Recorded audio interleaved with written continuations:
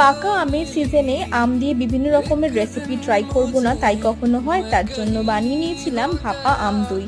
তার জন্য একটা বড় পাত্রের মধ্যে জল ঝরানো টক দই, পাকা আমের পিউরি, তার সাথে কনডেন্স মিল্ক আর স্বাদ মতো একটু এলাচের গুঁড়ো দিয়ে খুব ভালো করে ফেটিয়ে নিতে হবে। তারপরে একটা কেক মোল্ডের মধ্যে বাটার পেপার দিয়ে এই মিশ্রণটাকে ঢেলে নিচ্ছি। এবারে এই মিশ্রণটাকে উপরে একটা অ্যালুমিনিয়ামের ফয়েল চাপা দিয়ে স্টিম করে নেব 25 মিনিটের জন্য। 25 মিনিট পরে এটাকে রুম টেম্পারেচারে আনার পরে 2 থেকে 3 ঘন্টা আমি ফ্রিজারে সেট করে নেব।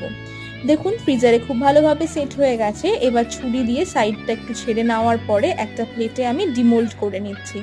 এবারে পছন্দ মতো জিনিস দিয়ে আপনারা গার্নিশিং করতে পারেন। আমি কুচো আমের টুকরো, কাঠবাদাম কুচি আর চেরি দিয়ে গার্নিশিং করেছিলাম।